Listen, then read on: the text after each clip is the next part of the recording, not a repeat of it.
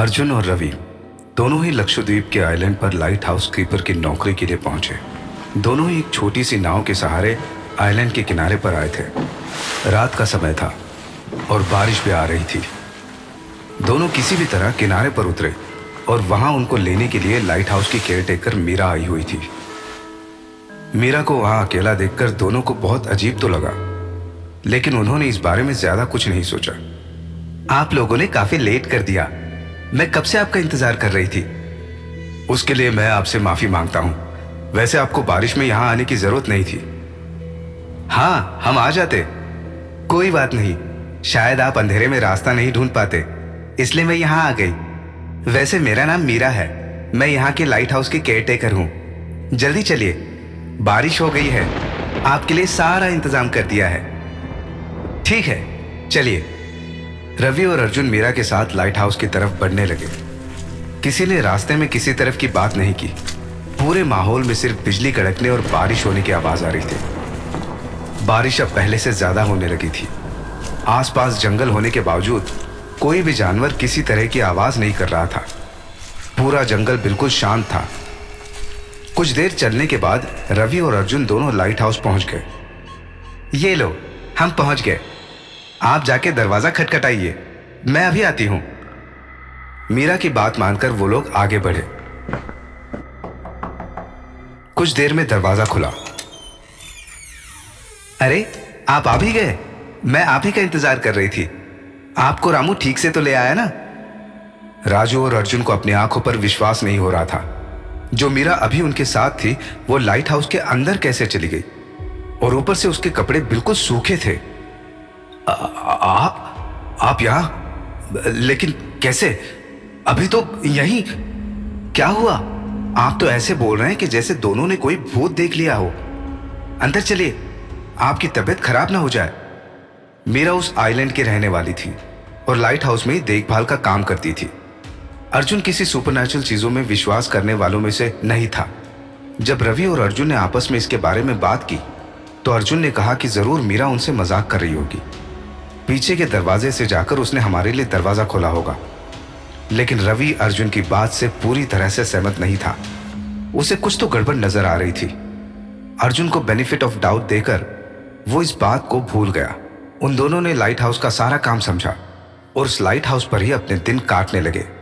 Light house में उनका काम लाइट को जलाए रखना, लेंस को साफ रखना और एक लॉगबुक में डेटा को एंटर करना था। कुछ दिन तो सब कुछ ठीक चला, लेकिन एक रात जब रवि रात को लाइट के पास लॉगबुक में एंट्री कर रहा था, तभी उसे एक फुसफुसाहट सुनाई दी। अर्जुन के कानों में जैसी ही आवाज पड़ी, उसके शरीर में कंपन सी दौड़ गई। अचानक से उसे काफी तेज ठंड लगने लगी।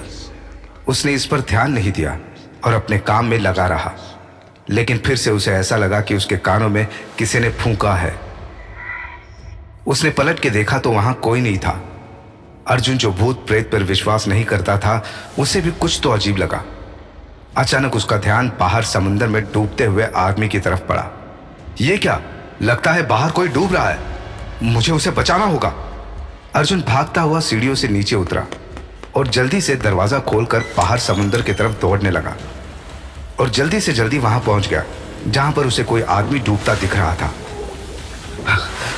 अरे अरे अरे, ये क्या? यहां तो कोई नहीं है। सच में अर्जुन को वहां पर कोई डूबता हुआ नहीं मिला। वहां का पानी बिल्कुल शांत था। अर्जुन ने जिसको अभी डूबते हुए देखा था, कहीं वो आंखों का धोखा तो नहीं था। वो ये सब कुछ सोच ही रहा था कि तभी वहां पर मीरा आ गई। अरे अर्जुन, तुम यहां क्या कर रहे हो इतनी रात को?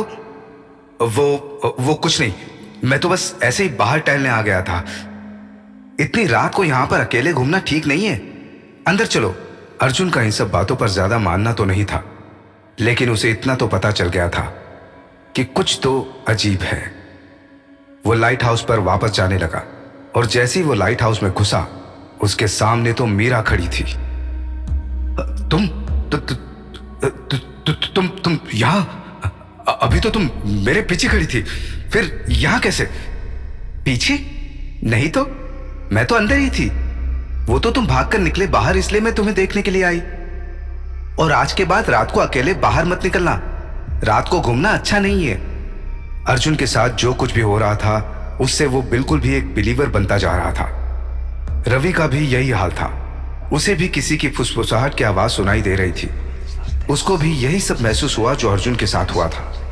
उसे भी कोई डूबता हुआ नजर आया। वो भाग कर गया, लेकिन जब वो वहां पर पहुंचा तो सच में वहां कोई था।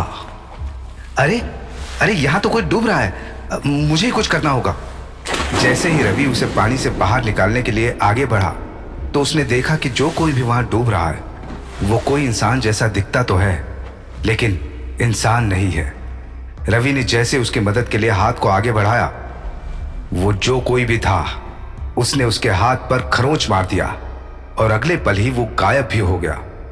रवि ने जब ये बात अर्जुन को बताई तो अर्जुन ने इस बार नजरअंदाज नहीं किया। वो इतना तो समझदार था कि एक ही जैसा भ्रम दो लोगों को नहीं हो सकता। इस बात का पता लगाने के लिए उन्होंने वहां के कुछ मछुआरों से बात की और इस गांव के बारे में पता लगाना चाहा। मछली पकड़ने वालों ने जो कुछ भी बताया उस पर अर्जुन का विश्वास कर पाना बहुत मुश्किल था। क्या बताए साहब, इस गांव पर तो देवता का श्राप है। श्राप? श्राप? कैसा श्राप? क्या बताए साहब, इस श्राप के कारण हम कभी इस गांव को छोड़कर बाहर नहीं निकल सकते और जो कोई इस गांव में आता है वो भी ज्यादा दिन तक नहीं टिकता, वो गायब हो जाता है। इस बात को सुनकर रवि बुरी तरह से घबरा गया, लेकिन अर्जुन को यह सब अंधविश्वास और बेवकूफी लग रहा था। उस शाम को जब अर्जुन अपनी शिफ्ट की तैयारी कर रहा था, वो सीधा एक शीशे के सामने आके रुका। उसने अपने आप को निहारा और अच्छी सी स्माइल दी और आगे बढ़ने लगा। ये क्या हो रहा है? ये कैसे हो सकता है? उसने देखा कि शीशे में उसका चेहरा अभी भी मुस्कुरा रहा है। इसे देखकर अर्जुन पूरी तरह से हिल गया। डर के मारे उसके पैर जम गए। तभी शीशे से दोनों हाथ निकले और सीधा अर्जुन का गला पकड़ लिया और उसे अंदर खींचने लगा। उसका चेहरा शीशे से टकराया और बुरी तरह छिल गया। छोड़ दो मुझे, छोड़ो।